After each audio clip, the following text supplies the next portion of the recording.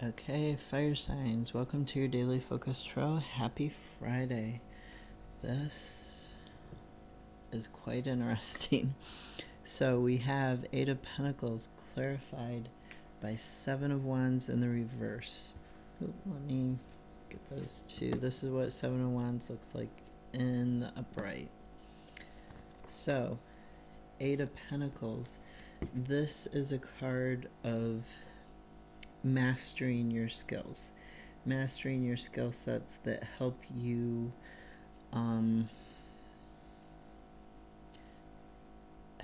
achieve what you want in the physical world. So like your job, your career, maybe mastering how to figure out a budget and how to meal plan, or how to organize your house. You're doing it over and over again, and you're figuring out what works and what doesn't work, and how to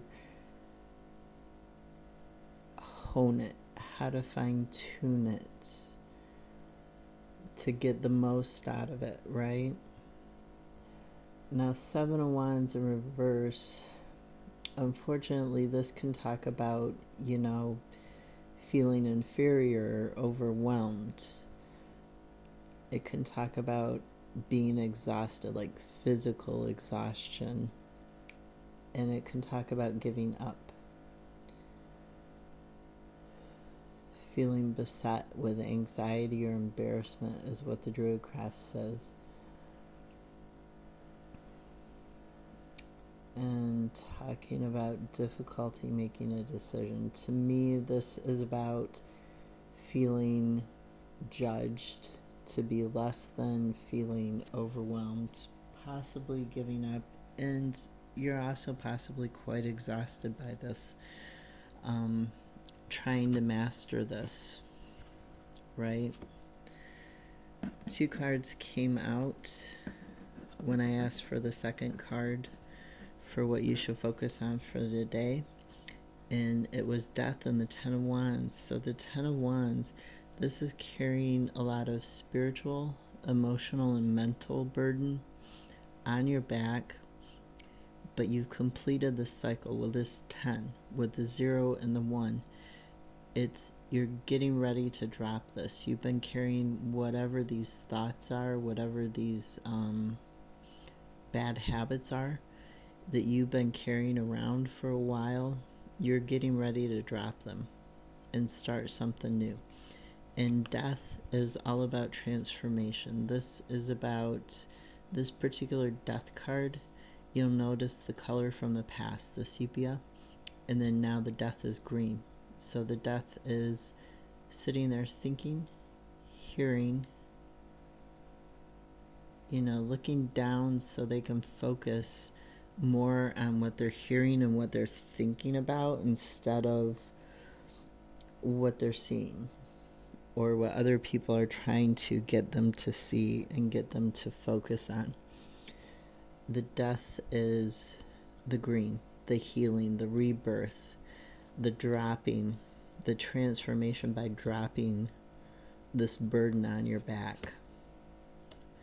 And the clarifier for Death and Ten of Wands is Nine of Swords. This is the card of being afraid, of having nightmares, of having depression, having anxiety, really struggling, not being able to say not being able to communicate, not having the language, not having the ability to get out of, simply to get out of bed, right?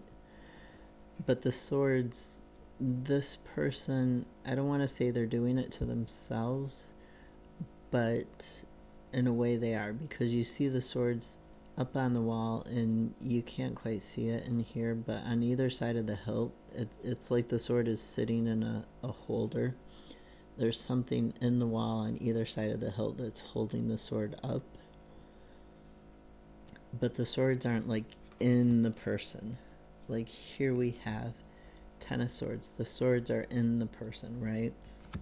Here they're behind the person, behind the person's bed. They're on the wall. They're on display, right? But the thing is, they're not like I said, there's something on either side of the hilt, and that's the only thing holding them on the wall. So they could easily be taken down and taken away. And that's what this transformation, and if you want to look at it this way, the swords are the wands that are on your back. The swords, the cutting thoughts, the imbalanced thoughts with their sharp edges, they're on your back in both pictures. And the transformation is sitting there and really thinking about it, thinking about, like, why am I carrying these? Why do I have these thoughts? Why am I letting them influence me? And listening to your responses back to yourself and saying, no, I'm not going to do that anymore. I'm going to end this. Literally. If we want to take death in a literal way, it's an ending, right? And then a beginning of a new cycle. So death in tarot is about transformation in that regard.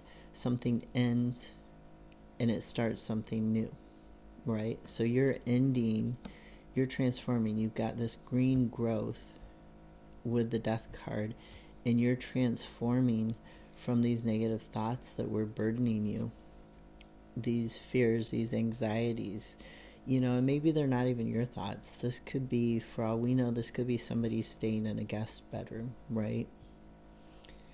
And these swords are other people's thoughts, other people's intentions.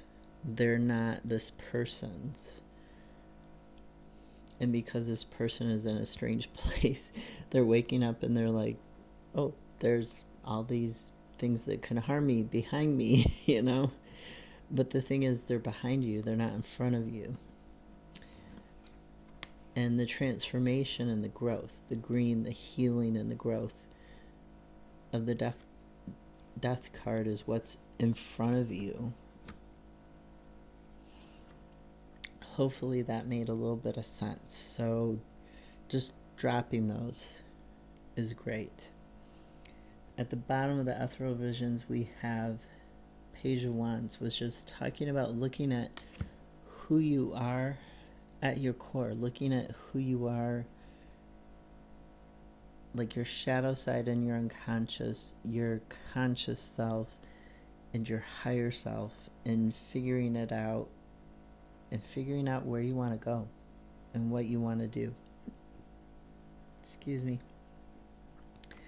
Then we have Three of Swords. And this is putting a broken heart on display. But it's also the key. If you'll notice, this is a keyhole right here. So it's also the key to moving forwards, moving through that pain, using that pain, because this is echoing the Nine of Swords and the Ten of Wands. So you're using that pain to move forward, to open that new door and transform. Now at the bottom of the Druid craft, we go from a Nine of Swords is the clarifier, right? For death and, what was it, Ten of Wands. So we go from a Nine of Swords as a clarifier at the bottom of the Druid craft, and what's hidden from you, what's in your unconscious, what you're not really aware of, on a conscious level. You're aware of it on an unconscious level, but not, like, some part of it has seeped in with this, Nine of Swords and Ten of Wands. So then we have this other 10, which is also, like I said, it's about a completion. It's a 0 and a 1. So it's the ending of something and the start of something. And you can look at it literally as like being stabbed in the back by somebody who you were, maybe you were fighting and then things got out of hand and you were stabbed in the back. It was a betrayal by somebody. With this Three of Swords, somebody hurt you, somebody betrayed you. And then Five of Swords, they did it because they were trying to win at all costs. Because Six of Wands is after that, and Six of Wands is about victory. But to me, I'm seeing this like they were using the Five of Swords. They felt entitled to do whatever they wanted to. They felt entitled to hurt you, to make you afraid, to make you feel ashamed and scared, and to make you carry these burdens with the Ten of Wands and the Ten of Swords. So they felt like they could get away with this. They felt like, oh, the end justifies the means, and it's okay that I've hurt another person, even though it's not. That's how this person felt. And don't worry, don't worry about getting revenge. Don't focus on them. Focus on yourself. The universe will deal with them.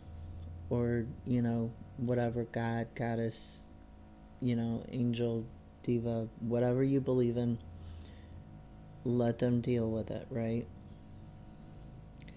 When I said right, I saw 11:33 on the clock. I've just started getting into numerology and angel number symbolism. So I don't quite know what that means. You can look it up. So we go from this betrayal, this person winning at all costs, breaking your heart, harming you, and then having a victory. But I'm looking at it like you're having this victory because it's leading to the transformation with death. It's leading to the Page of Wands. It's leading you to this Three of Swords that's actually a key that opens a door. And here is your doorway. So this is your victory. Even though they think they've had a victory. See, it's the same guy. He thinks he's got a victory. But no, it's actually your victory. You're the one who's winning here. Because you have the Two of Wands. You have the new path that you're starting that's taking you out of the darkness, out of the confusion, into the bright open air, the sunny space, the space where there's room for you to grow. And we have the fairy light, which is all about, it's about alchemy, it's about being between two worlds and being able to balance those two worlds. Being able to find that path, take that path, and turn it into something beautiful. You see this rainbow here. You see it's on the solid high ground. You see she's got, abundance in terms of things hanging from her roof. Dried herbs, dried spices, food. We don't know if this is, we can assume she's working on a spell, but for all we know, this could be dinner cooking, right? So this is a card of being able to take this negativity that happened to you, put it in a different perspective,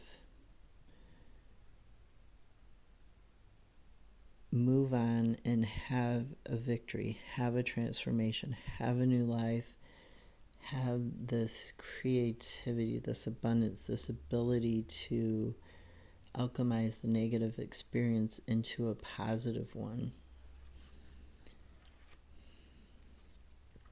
I hope that all made sense. That was kind of a roundabout way of saying it, but like I said, hopefully it makes sense. This hurt, we all go through hurts. We all go through times where we think, we've got imposter syndrome, or we think we're not good enough. We're not able to see past that right away. But then once you do see past it, once you put it in its place, you drop it and you transform, and you take a long, hard look at yourself, then you can find the new path. You can find the ability to change. And it's always a change for the better. It's never a change for the worse when you undergo something like this. So don't fight the ending. Don't fight this transformation. Go with it. Let it flow. Let it happen naturally, how it's meant to happen. Have a better Friday. I'll see you tomorrow.